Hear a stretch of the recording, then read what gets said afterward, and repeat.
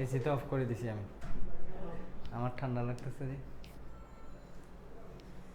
আসসালামু আলাইকুম প্রিয় শিক্ষার্থীরা, তোমাদের সবাইকে আজকের লাইভ সেশনে স্বাগতম জানাচ্ছি। আমি ইয়াসিন, তোমাদের সাথে থাকছি পুরো লাইভ সেশন জুড়ে। যারা অলরেডি যুক্ত হয়ে গিয়েছ, তোমরা ক্যাপশনে দেখে ফেলেছ ক্লাসটা স্পেশালি কাদের জন্য অ্যারেঞ্জ করা। তো তোমরা ছাড়াও আরও যারা ক্লাসে যুক্ত হতে চায়, এটা অ্যাকচুয়ালি হচ্ছে এইচএসির জন্য ক্লাস। এইচএসসি 26 লিখেছি মানে এই না যে শুধুমাত্র 26 ব্যাচের পরীক্ষার্থীরা বা শিক্ষার্থীরা এখানে যুক্ত হতে পারবে। তোমরা 25-এর যারা শিক্ষার্থীরা আছো, পরীক্ষার্থীরা আছো, তারাও আজকের ক্লাসের প্রার্থী আমি বলবো।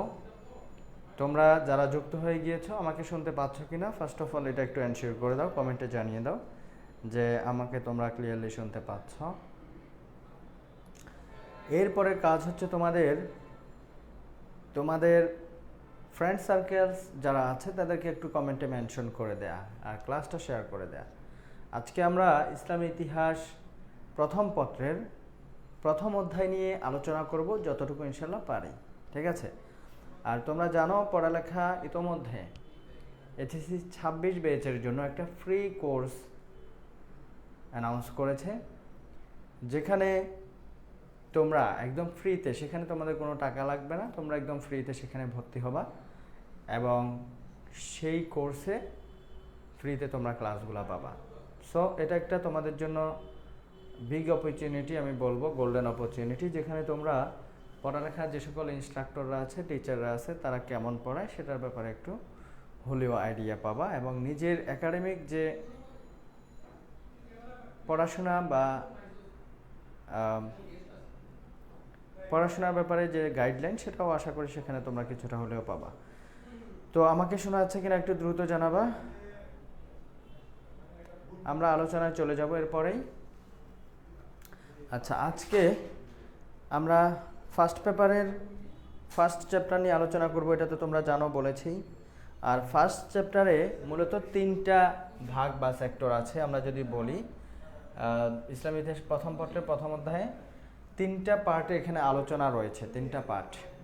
একটা হচ্ছে আরবের প্রথম পার্টটা, আমরা বলতে পারি যে আরবের ভৌগোলিক পরিচয় বা জিওগ্রাফিক্যাল আইডেন্টিটি নিয়ে এখানে আলোচনা হয়েছে। এরপরে আরেকটা অংশ রয়েছে এখানে আরবের বিভিন্ন অবস্থা, রাজনৈতিক আরব না, ওটা অ্যাকচুয়ালি আইয়ামে জাহেলিয়া। তো আইয়ামে জাহেলিয়া এবং সেখানকার রাজনৈতিক, অর্থনৈতিক, সামাজিক, ধর্মীয়, সাংস্কৃতিক যে অবস্থাগুলো, সেগুলো নিয়ে আলোচনা রয়েছে।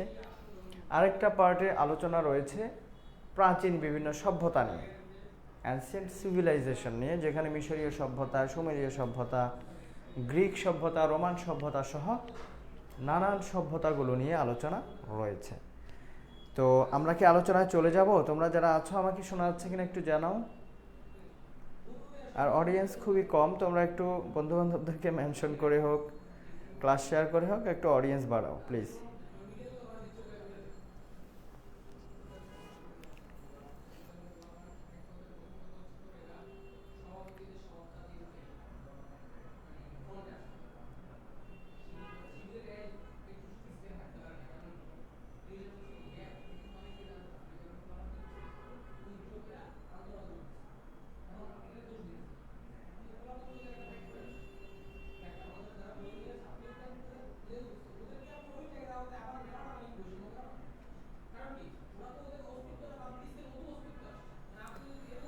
আচ্ছা, খেয়াল করো, আমরা আলোচনায় চলে যাচ্ছি। দেখো, প্রথমে হচ্ছে আরবের ভৌগোলিক পরিচয়।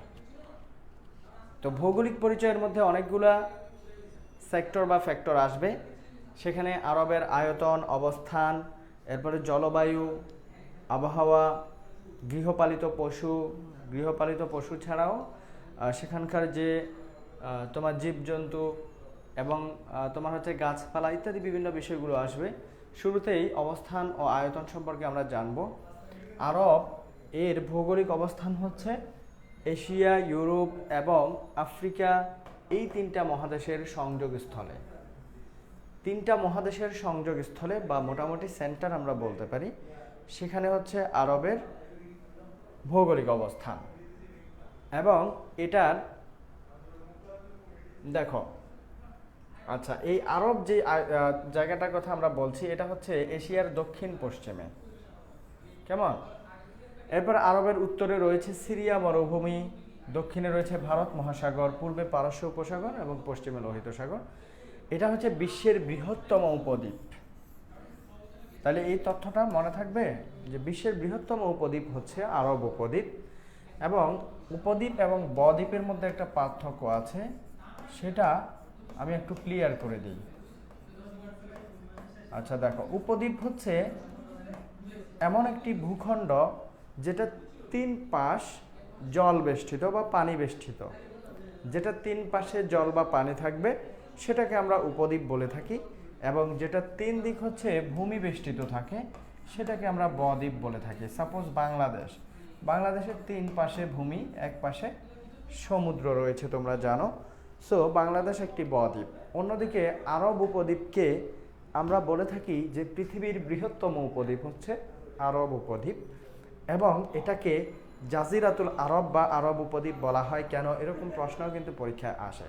সো এটার অ্যান্সার একটাই, টু দ্য পয়েন্টে যদি বলি, যে আরবের তিন দিক জলবেষ্টিত হওয়ায় সেটাকে আরব উপদ্বীপ বলা হয়ে থাকে। কথা কি ক্লিয়ার ভাইয়া? কথা বুঝতে পেরেছো কিনা একটু জানাও কমেন্টে। তোমরা আমাকে শুনতে পাচ্ছ তো ঠিকঠাকভাবে?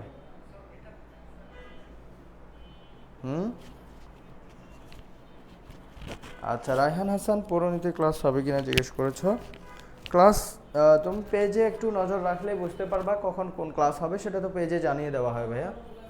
আচ্ছা, এবার আসো আরেকটা গুরুত্বপূর্ণ তথ্য আমরা এখান থেকে জানবো। এদেশের মাটি, এদেশের বলতে কি মক্কার কথা বলা হচ্ছে বা আরবের কথা, পৃথিবীর প্রাচীনতম শিলা।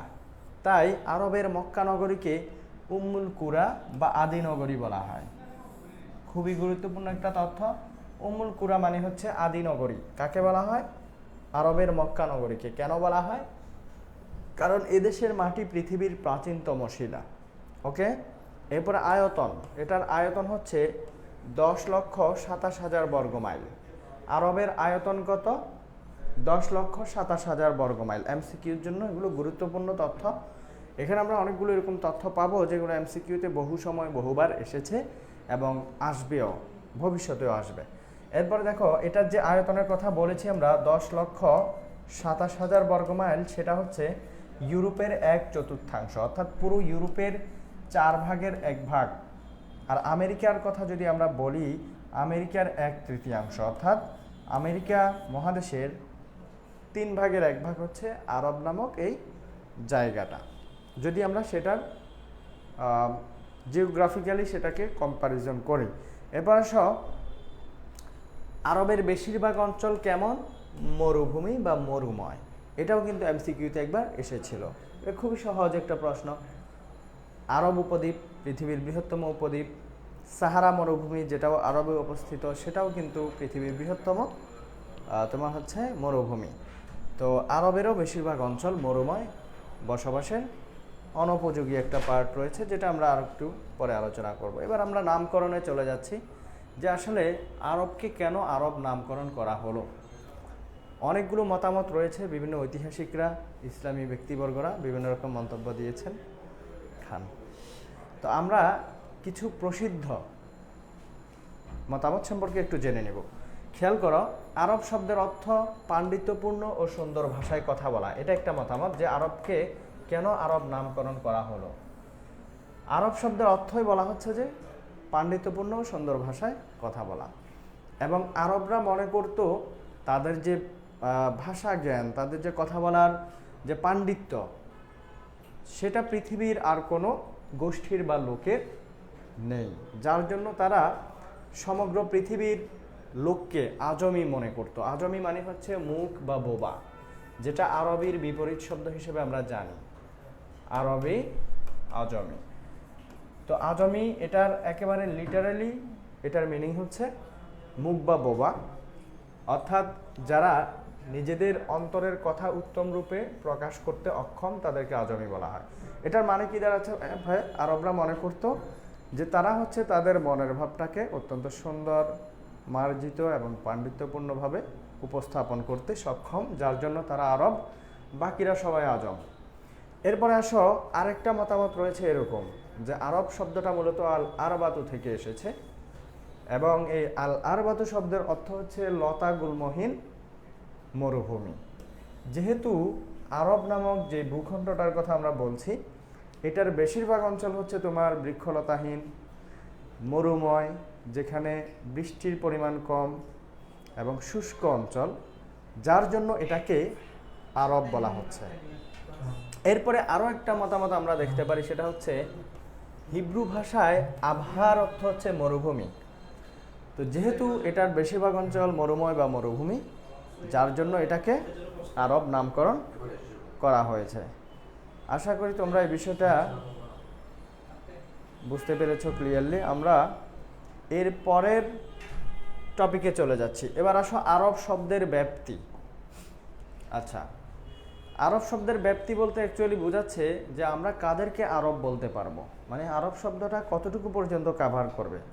আমরা যখন বলবো যে অমুক লোকটা আরব, তাহলে সেখানে কি কি ক্রাইটেরিয়া আসবে তাকে আরব বলার জন্য বা আরব সাব্যস্ত করার জন্য। খেয়াল করো, 1 নম্বর কন্ডিশন হচ্ছে যাদের ভাষা আরবি।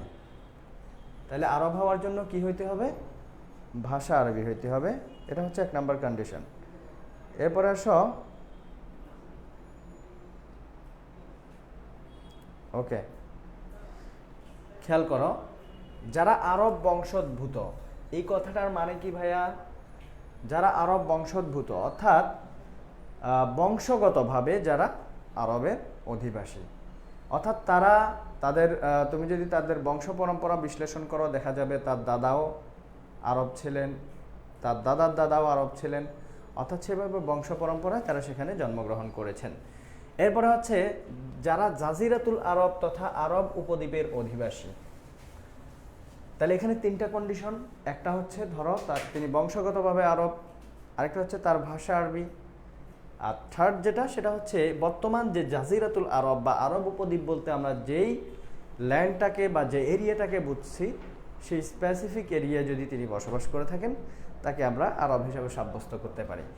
যাই হোক, এটা গেল আরব শব্দের ব্যাপ্তি সম্পর্কে আমরা জানলাম। এগুলা হচ্ছে আজকের যে পড়াগুলো, এগুলো একেবারে বেসিক বা ইন্ট্রোডাক্টরি কথাবার্তা। ইসলামের ইতিহাস সম্পর্কে বলি আর ইসলামের ইতিহাস ফার্স্ট পেপার সম্পর্কে বলি একই কথা, অর্থাৎ ওভারঅল ইসলামের ইতিহাস সম্পর্কে এগুলো কিছু বা আরব সম্পর্কে কিছু বেসিক কথাবার্তা। তোমরা ধৈর্য না হারিয়ে একটু মনোযোগ ধরে রাখার চেষ্টা করো। এরপরে আমরা যাচ্ছি আরবের আবহাওয়া। তাহলে আরবের আবহাওয়া কেমন ছিল, এটা তো এটার নাম থেকেই বোঝা যাচ্ছে। 3 দিক থেকে আমরা শুরুতেই বলেছি আরবকে কেন আরব উপদ্বীপ বা জাজিরাতুল আরব বলা হয়। তাহলে এটা অ্যান্সার হচ্ছে এখানে আছে যে 3 দিক থেকে সাগর বেষ্টিত হওয়ায়, 3 দিক থেকে এটা সাগর বেষ্টিত, যার জন্য এটাকে আরব উপদ্বীপ বা জাজিরাতুল আরব বলা হয়। তবে একটা বিষয় সত্য, সেটা হচ্ছে এটা 3 দিকে সাগর থাকলেও আরবে কোনো নদ নদী নেই। এরপর আসো, অধিকাংশ অঞ্চলের আবহাওয়া হচ্ছে গরম এবং শুষ্ক। আমরা আরবের আবহাওয়া নিয়ে আলোচনা করছি। এটার বেশিরভাগ অঞ্চলের আবহাওয়া কেমন? গরম এবং শুষ্ক। এটার 1/3 অঞ্চল হচ্ছে মরুময়, যেটা সম্পূর্ণরূপে মানুষ বসবাসের অযোগ্য, অর্থাৎ যেখানে মানুষ বসবাস করা পসিবল না, এবং যেটা শুষ্ক, নিষ্করুণ, রৌদ্রতাপ পীড়িত, যেখানে বৃক্ষলতা বা তোমার হচ্ছে গাছপালা নেই, এবং সেখানে লু হাওয়া প্রবাহিত হয়। লু হাওয়া হচ্ছে কেমন হাওয়া? যেটা গরম হাওয়া, এটা মেবি উত্তর বা দক্ষিণ যে কোনো একটা দিক থেকে প্রবাহিত হয়ে অন্যদিকে চলে যায়। তো এগুলো ছিল আবহাওয়ার বিবরণ, যে সেখানে বৃষ্টির পরিমাণ কম, রৌদ্রতাপ পীড়িত, শুষ্ক, নিষ্করুণ, বৃক্ষলতাহীন আরবের আবহাওয়ার কথা বলা হয়েছে।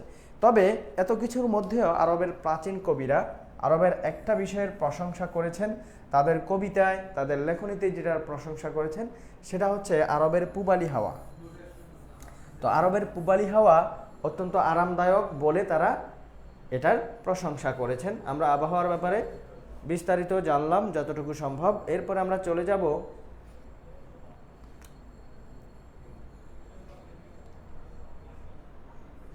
আচ্ছা, ভৌগোলিক দিক থেকে আরব দেশ এর বিভক্তি। ভৌগোলিক দিক থেকে পুরো আরব দেশটাকে 3টা ভাগে ভাগ করা যায়। একটা হচ্ছে উত্তর আরব, আরেকটা হচ্ছে মধ্য আরব, এবং সর্বশেষ যেটা সেটা হচ্ছে দক্ষিণ আরব। খুবই সহজ। তবে এখানে একটা ক্রিটিক্যাল বিষয় যেটা মনে রাখবা সেটা হচ্ছে উত্তর আরব যেটা, এটার অধিকাংশ স্থান হচ্ছে মরুভূমি, এবং এই মরুভূমি বা মরুময় অঞ্চলটাকে তিনটা ভাগে ভাগ করা যায়, নুফুদ, দাহানা এবং হাররা। এরপরে আমরা চলে যাচ্ছি একদম 3 নাম্বারটাতে, দক্ষিণ আরব। এই যে উত্তর আরবের কথা বলেছি, যেখানকার অধিকাংশ স্থান মরুময়, মরুভূমি, যেখানে মানুষ বসবাসের অবস্থা নেই। অন্যদিকে দক্ষিণ আরব হচ্ছে সম্পূর্ণরূপে এটার বিপরীত। দক্ষিণ আরব মূলত ইয়েমেন, হাজারামাউত এবং ওমান এই দেশগুলোকে নিয়ে গঠিত, এবং এই এলাকাটা অর্থাৎ দক্ষিণ আরবটা তুলনামূলক উর্বর। এখানে কৃষি উৎপাদন করা যায়, কৃষি ও বাণিজ্যের জন্য বিখ্যাত হওয়ায় এই অঞ্চলটা অত্যন্ত ঘনবসতিপূর্ণ। পাশাপাশি এটা আরবের সর্বাধিক উর্বর অঞ্চল হিসেবে পরিচিত। এরপরে আসো, ইয়েমেন শব্দের অর্থ হচ্ছে সুখী। পরীক্ষায় এমসিকিউতে প্রায় সময় আসে যে ইয়েমেন শব্দের অর্থ কি। আমরা কিন্তু বলেছি দক্ষিণ আরব কোন কোন দেশগুলোকে নিয়ে গঠিত, ইয়েমেন, হাজারামাউত, ওমান এই দেশগুলোকে নিয়ে দক্ষিণ আরব গঠিত, এবং ইয়েমেন হচ্ছে দক্ষিণ আরবের একটা দেশ, যেই ইয়েমেন শব্দের অর্থ হচ্ছে সুখী। আর ইয়েমেন ছিল সর্বাপেক্ষা উর্বর প্রদেশ। গম ও কফি এখানে অত্যাধিক পরিমাণে উৎপাদিত হতো। আচ্ছা, এখন দেখো, ধন সম্পদ ও পণ্যদ্রব্যের জন্য, রকমারি পণ্যদ্রব্যের জন্য প্রাচীনকালে এই দক্ষিণ আরবটাকেই অ্যারাবিয়া ফেলিক্স বা সৌভাগ্য আরব বলা হতো। এটা কিন্তু সমগ্র আরবকে না, এটা হচ্ছে পার্টিকুলারলি দক্ষিণ আরবকে বলা হতো সৌভাগ্য আরব। মনে থাকবে, শুধুমাত্র দক্ষিণ আরবকে। কেন কেন দক্ষিণ আরবকে সৌভাগ্য আরব বলা হয় বা অ্যারাবিয়া ফেলিক্স বলা হয়?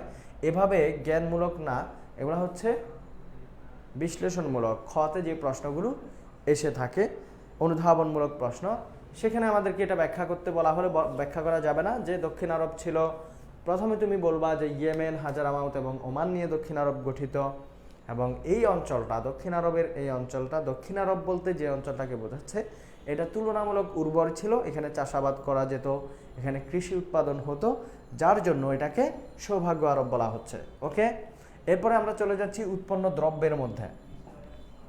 আচ্ছা, খেয়াল করো, আরবে যে সকল দ্রব্যগুলো উৎপাদন করা যেত বা উৎপন্ন হতো তাদের মধ্যে প্রধান হচ্ছে খেজুর। মনে থাকবে, প্রধান হচ্ছে খেজুর, এবং এই খেজুর গাছকে বলা হতো কুইন অফ ট্রিজ বা বৃক্ষরানী।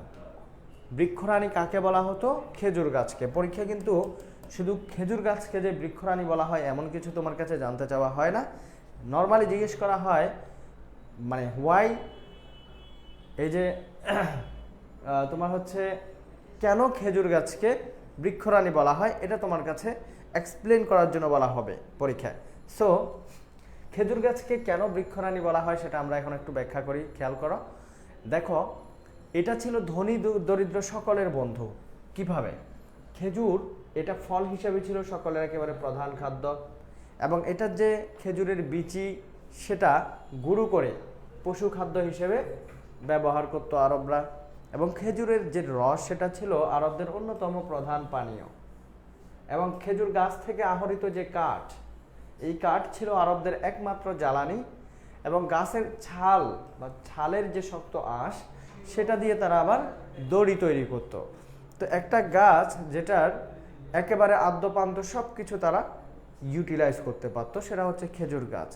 যার জন্য এটা আরবের যে পরিবেশ, ভৌগোলিক পরিবেশ এবং আবহাওয়াগত যে বৈশিষ্ট্য সেটা অনুসারে এই বৃক্ষ তাদের ধনী দরিদ্র সকলের বন্ধু ছিল, যে খেজুর গাছের কথা আমরা বলছি। এরপরে চলে যাচ্ছি জীবজন্তু। আরবে যে সকল জীবজন্তু পাওয়া যেত তাদের মধ্যে অন্যতম হচ্ছে উট, ঘোড়া, ভেড়া, ছাগল, দুম্বা ইত্যাদি। তবে এখানে স্পেশালি উটকে মেনশন করা হয়েছে এই হিসেবে যে এটা হচ্ছে মরুভূমির জাহাজ বা the ship of desert. The ship of desert বলা হয় উটকে, মরুভূমির জাহাজ বলা হয় কেন সেটাও আমরা এখন ব্যাখ্যা করব। তাহলে আমরা শুধু এটা যে বলা হয় সেটা জানবো না, কেন বলা হয়, অর্থাৎ হোয়াই এই প্রশ্নটা আমরা নিজেদেরকে করব, প্লাস এটার উত্তর খোঁজার চেষ্টা করব যে কেন বলা হচ্ছে। খেয়াল করো, মরুজীবনের একমাত্র সহায় সম্বল ছিল উট। মানে মরুভূমির যেই পরিবেশ, যাতায়াত ব্যবস্থা, আবহাওয়া সব কিছু মিলিয়ে সেখানে যাতায়াতের একমাত্র সহায় সম্বল ছিল উট, এবং ব্যবসা বাণিজ্য সহ যাতায়াতের একমাত্র বাহন ছিল ওই উট। উটের দুধ ও মাংস ছিল আরবদের কাছে প্রিয় খাদ্য। উটের চামড়া দিয়ে তারা পোশাক পরিচ্ছদ তৈরি করত। উটের মল শুকিয়ে তারা জ্বালানি হিসেবে ব্যবহার করত। তো দেখা যাচ্ছে আমরা একটু আগে যে খেজুর গাছের কথা আলোচনা করেছি, সেই খেজুর গাছের ন্যায় উটেরও সব কিছু আরবরা একদম প্রপারলি ইউটিলাইজ করতে পারতো। প্লাস সেখানকার আবহাওয়ার সাথে উট যাতায়াতের জন্য অন্যতম একটা বাহন ছিল। সো এই জন্য এটাকে মরুভূমির জাহাজ বলা হতো। তোমরা আশা করি সবাই বুঝতে পেরেছ। আসমানি শাপলা সালাম দিয়েছ। ওকে, তোমরা আমাকে একটু বলো, দ্য কুইন অফ ট্রিস বলা হতো কাকে আরবে? দ্য কুইন অফ ট্রিস বলা হতো কাকে? কমেন্টে একটু অ্যান্সারটা জানিয়ে দাও, দ্রুত করবা, উপস্থিতি খুবই কম।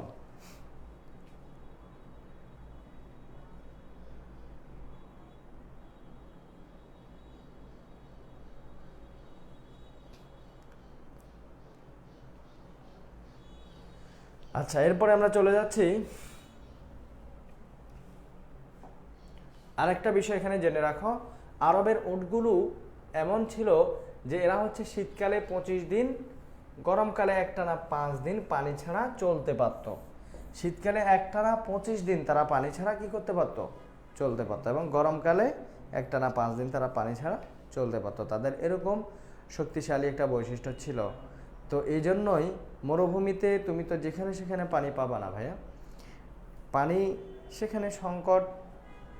এবং তুমি যদি এমন কিছু নিয়ে যাও যেটার হঠাৎ করে পানির প্রয়োজন হবে পথিমধ্যে, সেটা সেখানে কন্টিনিউ করতে পারবে না।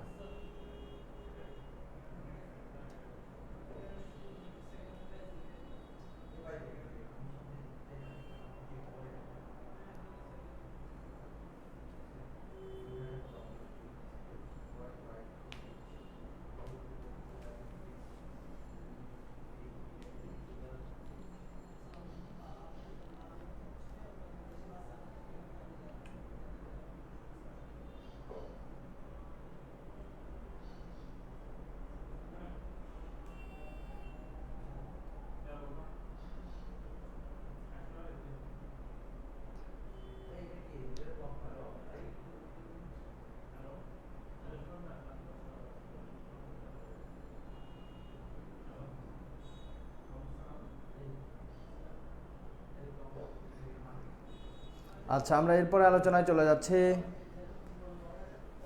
ওকে,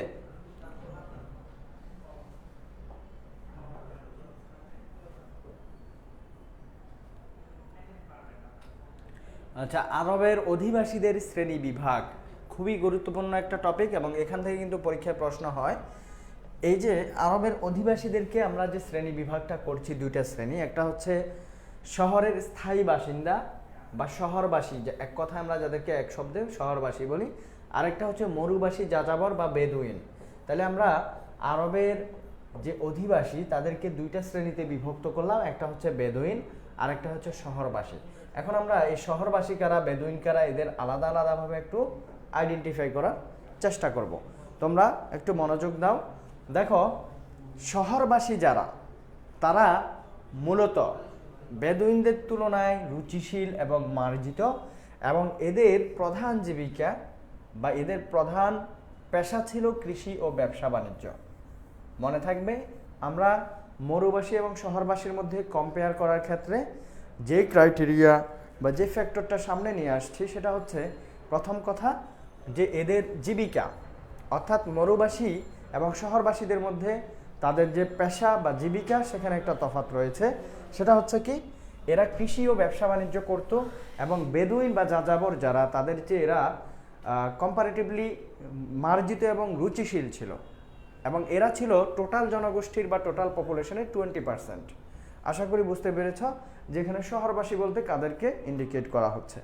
সেকেন্ডলি খেয়াল করো, মরুবাসী যাযাবর বা বেদুইন কারা। যেহেতু শহরবাসীরা হচ্ছে 20% আর মরুবাসী বা যাযাবর এরা ছিল 80%। খেয়াল করো, আসলে আরবের যে জনগোষ্ঠী, এদের মধ্যে যাযাবর গোষ্ঠী কিন্তু বেশি। এই জন্য আরবরা কখনো তোমার কেন্দ্রীয় নেতৃত্বকে বা শৃঙ্খলবদ্ধ থাকাকে বা খুব একটা বেশি নিয়ম কানুনের মধ্যে থাকাকে তারা পছন্দ করতো না।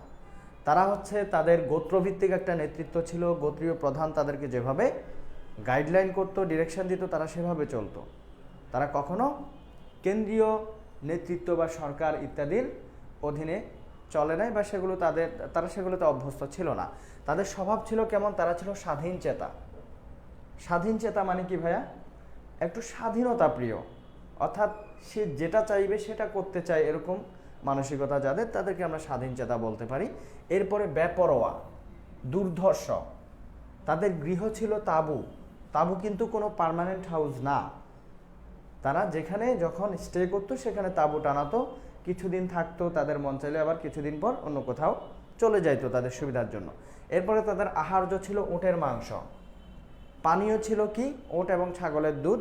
প্রধান জীবিকা, খেয়াল করো, আমরা শহরবাসীদের কথা বলেছি যে তাদের প্রধান জীবিকা ছিল কৃষি ও ব্যবসা। আর এই যে যাযাবর শ্রেণী যারা, এদের প্রধান জীবিকা হচ্ছে লুটতরাজ, অর্থাৎ এরা লুট করত। লুটতরাজ, পশুচালন, পশুপালন, এগুলা ছিল তাদের প্রধান জীবিকা। তাহলে কি বুঝলা ভাইয়া? যে শহরবাসীদের সাথে মরুবাসী যাযাবরদের একটা মেইন ডিফারেন্স যেখানে, সেটা হচ্ছে তাদের পেশা বা প্রফেশন। শহরবাসীরা রুচিশীল ছিল, মার্জিত ছিল, অন্যদিকে যাযাবররা দুর্ধর্ষ, বেপরোয়া, স্বাধীন চেতা। এবং একটা গুরুত্বপূর্ণ কথা বা বোল্ড লাইন হচ্ছে এটা যে তাদের মধ্যে এই যে শ্রেণী বিভাগ বা বৈশিষ্ট্যগুলা, এটা কিন্তু তাদের অর্থাৎ আরবের ভৌগোলিক প্রভাবের কারণেই হয়েছে। সেখানকার যে পরিবেশ, সেখানে যদি তোমাকে 5 দিনের জন্য ছেড়ে দিয়ে আসা হয়, তুমি কিন্তু অ্যাডজাস্ট করে নিতে পারবা না। সো তারা কেন এতটা দুঃসাহসী, দুর্ধর্ষ, স্বাধীনচেতা, বেপরোয়া হয়েছে, আশা করি ব্যাপারটা বুঝতে পেরেছ। তোমরা কি আমাকে শুনতে পাচ্ছ?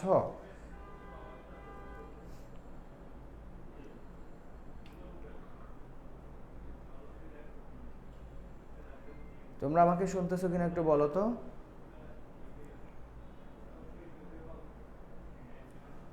ওকে, তাহলে আমরা কন্টিনিউ করি। আচ্ছা, এরপরে খেয়াল করো, তারা অন্যদের ধন সম্পদ লুট করতে বা লুণ্ঠন করতে বাধ্য হতো। কাদের কথা বলছি? যাযাবরদের কথা। এবং ঐতিহাসিক পিকে হিট্রি বলেছেন যে যাযাবর বৃত্তি একটি বিজ্ঞানসম্মত জীবন ব্যবস্থা। কেমন? এটাকে কিন্তু তুমি এত ছোট করে দেখার সুযোগ নাই। মানে তাদের আসলে তারা যে প্রতিকূল পরিবেশে টিকেছিল, তারা যে সারভাইভ করেছে এত কিছু মোকাবেলা করে, সেটাই তো অনেক। এরপরে লুণ্ঠন বৃত্তির জন্য তাদেরকে স্থলদস্যু বলা যায়।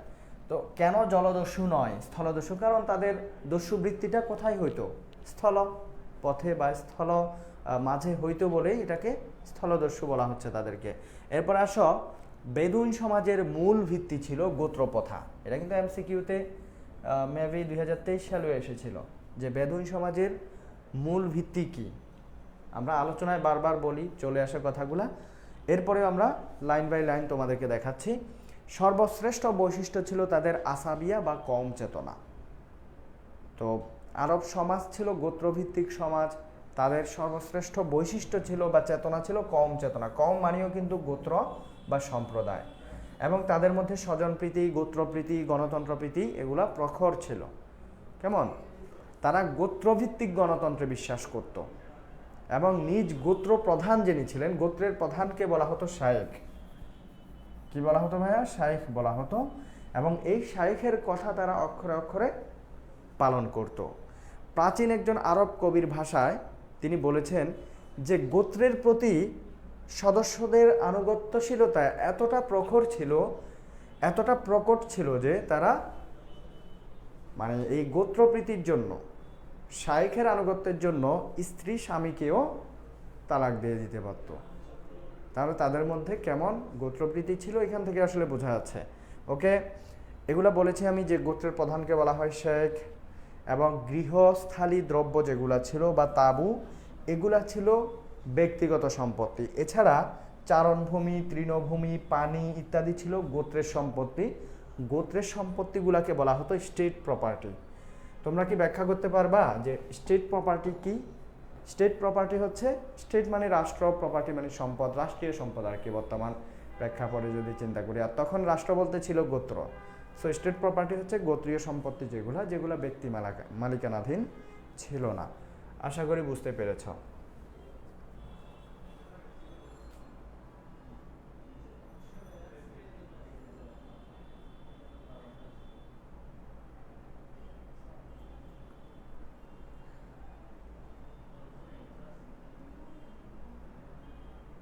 ওকে, আমরা আরেকটা ছোট সাব টপিক নিয়ে আলোচনা করব এবং এর মধ্যেই আজকের ক্লাসটা আমরা ইনশাল্লাহ শেষ করার চেষ্টা করব। যারা ক্লাসে আছো উপস্থিতির সংখ্যা খুবই হতাশাজনক। তোমরা যদি পড়াশোনার ব্যাপারে কি আসলে তোমাদের আগ্রহ কমে গিয়েছে নাকি আমরা তোমাদেরকে রিচ করতে পারছি না, সেটা এখন ভাববার বিষয়। এত কম স্টুডেন্ট নিয়ে যদি ক্লাস করাইতে হয় এখনও এই অবস্থায় এসে, এটা আমাদের জন্য সবচেয়ে বড় হতাশার ব্যাপার। এরপরে আসো, আরব অধিবাসীদের উপর ভৌগোলিক প্রভাব। দেখো, বেদুইনদের ব্যাপারে স্পেশালি এখানে বলা হচ্ছে যে তারা একদিকে যেমন রুক্ষ, দুঃসাহসিক, দুর্ধর্ষ, তাদের বৈশিষ্ট্য হচ্ছে তারা লুটোতরাজ, জিজ্ঞাসা, পরদ্রব্য অপহরণ এগুলা করত। অন্যদিকে তারা কিন্তু ধৈর্যশীল, কষ্ট সহিঞ্চু, কর্মঠ, দক্ষ, দুঃসাহসিক এবং পরিশ্রমীয়। তাহলে একই ব্যক্তির চরিত্রে তোমরা কিন্তু দুইটা সাইড দেখতে পাচ্ছ, একটা হচ্ছে পজিটিভ আর একটা নেগেটিভ। একবার কিন্তু একটা সিকিউ এরকম এসেছিল যে অমুক গোষ্ঠী, অমুক গোত্র বা অমুক ব্যক্তি সে হচ্ছে এরকম এরকম এরকম, এটা বলার পরে আবার বলতেছে যে এগুলো সত্ত্বেও তার মাঝে আবার এই এই গুণগুলোও রয়েছে। যদি এরকম কোনো ক্যারেক্টার তোমরা কোনো উদ্দীপকে দেখতে পাও, এটা নিঃসন্দেহে ধরে নেবা যে আরব যাযাবরদেরকে সেখানে ইঙ্গিত করা হচ্ছে। তাইলে এই যে ব্যক্তি স্বাতন্ত্র্য, গোত্র মানসিকতা, অতিথি পরায়ণতা এবং সহিংসুতা, পৌরুষ, এগুলা ছিল তাদের প্রধান বৈশিষ্ট্য এবং এগুলা তাদেরকে শিখিয়েছে তাদের প্রতিকূল ভৌগোলিক পরিবেশ। মরুভূমির নিরবিচ্ছিন্ন শুষ্কতা এবং একঘেয়েমি, শুষ্ক আবহাওয়া, অনাবৃষ্টি, ভূমির লবণাক্ততা, অনুর্বরতা ইত্যাদি বিষয়গুলো তাদেরকে একটা সংগ্রামী মানব গোষ্ঠীতে পরিণত করেছে। তাহলে কিন্তু তারা জীবিকার তাগিদে তারা লুটোতরাজ করত এবং তারা যেহেতু মরুভূমিতে তাঁবু টানিয়ে থাকতো, পাশ দিয়ে কোনো কাফেলা গেলে সেখানে তারা হামলা চালাতো, তাদের জীবিকার জন্য এগুলো তারা করে থাকতো। পাশাপাশি তারা অটোমেটিক্যালি, ন্যাচারালি তারা পরিশ্রমী হয়ে উঠেছিল, যেহেতু সেখানকার পরিবেশটাই ছিল প্রতিকূল। তারা দুঃসাহসিক, দক্ষ, কর্মঠ এবং কষ্ট সহিঞ্চু, অর্থাৎ যারা কষ্ট সহ্য করত বা সহ্য করতে পারত, এগুলা ছিল তাদের অন্যতম বৈশিষ্ট্য। এবং তাদের ব্যাপারে অর্থাৎ বেদুইনদের ব্যাপারে হযরত ওমর রাদিয়াল্লাহু তাআলা আনহু একটা গুরুত্বপূর্ণ কথা বলেছেন। সেটা হচ্ছে যে বেদুইনরাই ইসলামের র ম্যাটেরিয়ালস বা মাল মশলা সরবরাহ করেছে। সো ইসলামের আজকের এই অবস্থায় আসার পেছনে কিন্তু এই বেদুইনদের অবদান রয়েছে। তারাই র ম্যাটেরিয়ালস সাপ্লাই করেছিল বা সরবরাহ করেছিল। উপস্থিতির বিবেচনায় আমরা আজকের ক্লাস আমি আর কন্টিনিউ করতে চাচ্ছি না। ইনশাল্লাহ এটা আমাদের সাইকেল 1-এর ফার্স্ট ক্লাস। এটাকে আমরা ওরিয়েন্টেশন ক্লাস বলবো। দীর্ঘদিন ধরে আমি যেহেতু আমি ফেনী জেলার বাসিন্দা বা আমার এরিয়াও বন্যা কবলিত হয়েছিল, সেজন্য একটা পিরিয়ড আমি পড়ালেখা থেকে দূরে ছিলাম।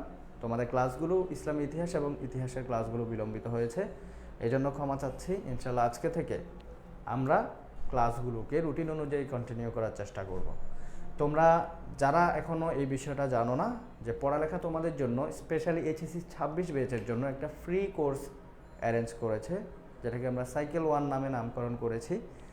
এই কোর্সের ব্যাপারে যারা জানে না তাদেরকে অবশ্যই জানিয়ে দেবা। এবং একটা বিষয় মাথায় রাখবা, তোমরা যত বেশি তোমাদের জায়গা থেকে রেসপন্সিভ হবা, আমরা তত বেশি ঢেলে দেব। তোমাদের আগ্রহ যখন কম দেখব আমরা যতই চাই যে তোমাদেরকে বেশি দেব, আমাদের ভেতর থেকে আসবে না। এটা একটা ন্যাচারাল কথা, এটা কেউ স্বীকার করুক আর না করুক। তো সবাই ভালো থাকো, সুস্থ থাকো, সবার জন্য শুভকামনা। দেখা হবে ইনশাল্লাহ পরবর্তী ক্লাসে। আসসালামু আলাইকুম।